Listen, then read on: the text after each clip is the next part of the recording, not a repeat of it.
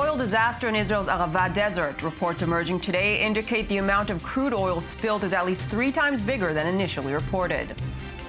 While the Israeli parliament, the Knesset, is expected to dissolve this evening, the Finance Committee approves last-minute additional funding in millions of dollars to West Bank settlements. Protests continue outside the Greek parliament in Athens as the government pushes ahead with its disputed 2015 budget plan. And Britain's royal couple, Prince William and Kate Middleton, arrived for a first visit in New York City. Good afternoon. This is I-24 News. I'm Michal Divon with the hour's top stories. But first, Russia demands explanations over Israeli airstrikes that were carried out in Syria yesterday after the Syrian government blamed Israel for targeting 2 ammunition depots near Damascus. Russian Foreign Ministry spokesman said that Moscow is deeply concerned over the reports and that the circumstances surrounding the strikes need to be clarified.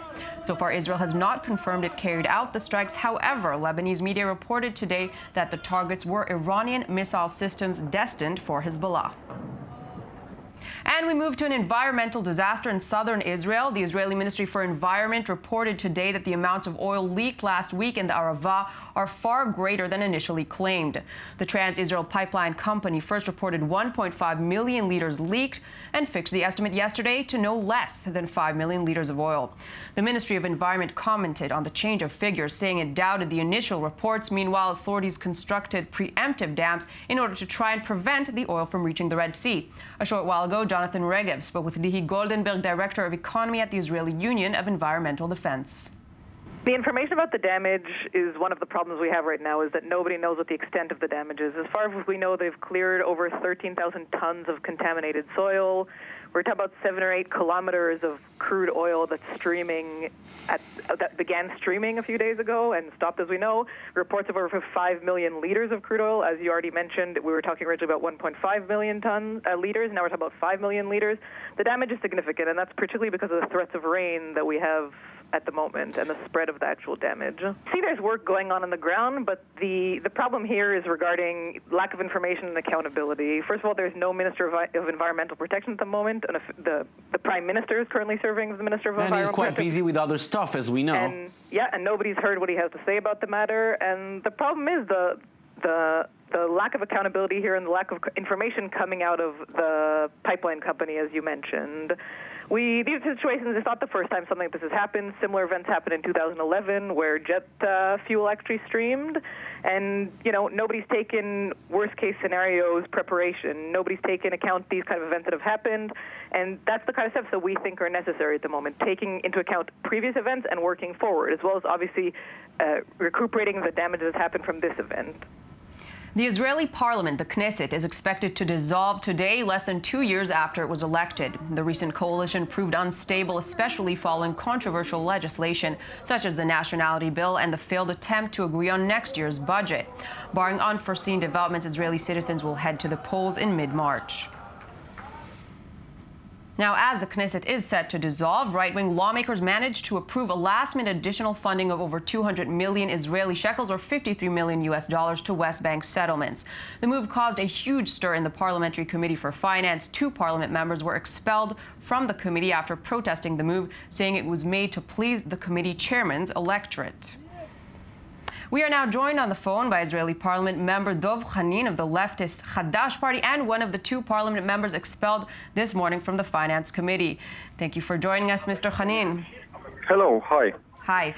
So you came out strongly this morning against the budget allocations, even calling it a budget theft. Can you elaborate?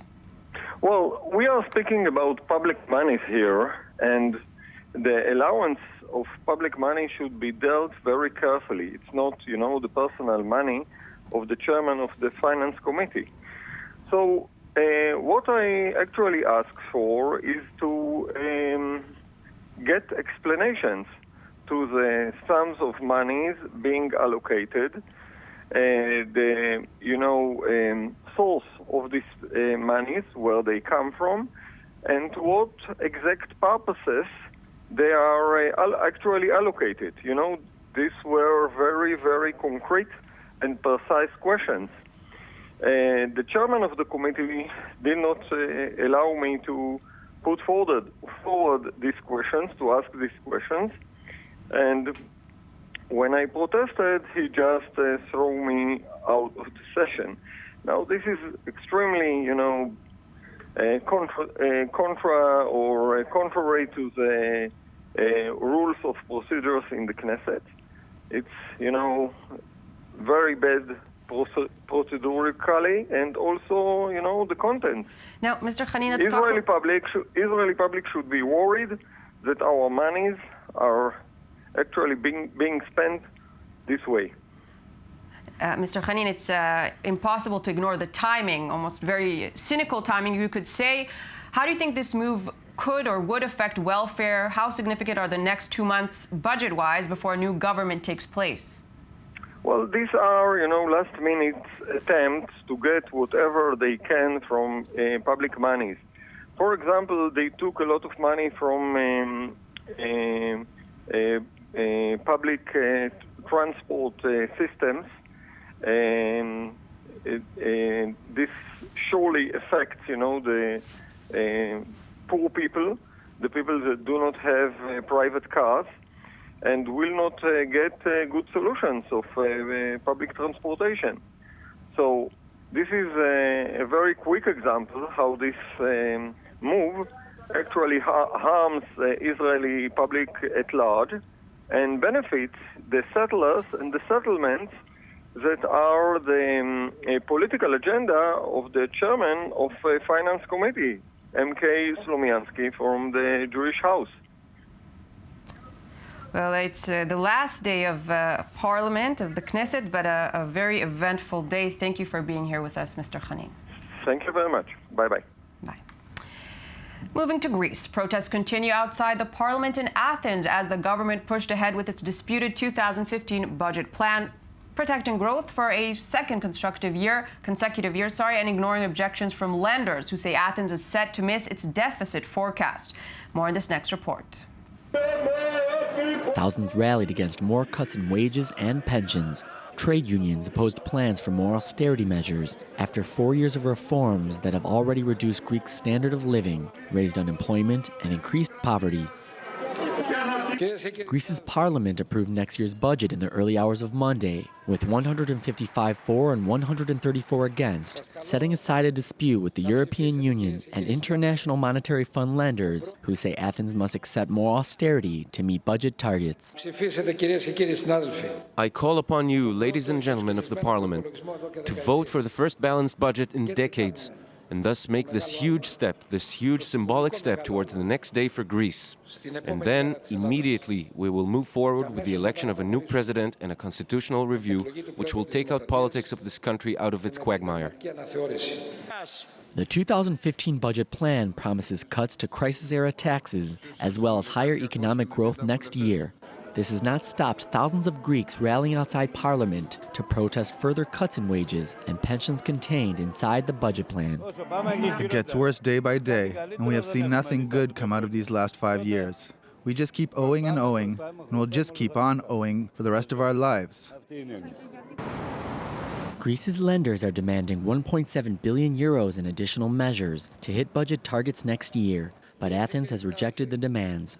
Prime Minister Samaras is hoping that ditching the unpopular bailout program will help him win over opposition lawmakers and scrape his government through a presidential vote in February, which could otherwise trigger early elections. Protests continue in the United States over police brutality. Earlier, a peaceful rally held in Berkeley, California was overtaken by a group vandalizing police cars and stores and briefly shutting a local highway. Police fired tear gas at the crowd of 400 after one group refused to leave a main highway, shutting off the artery between Berkeley and the eastern San Francisco suburbs for 45 minutes. Scenes of looting occurred and police responded by firing tear gas. And that wraps up this news bulletin. For anything else, you can check our website, i24news.tv. You can also find us on Facebook and on Twitter. I'm Michal Divon. Join us back here in just 20 minutes for all the latest breaking news.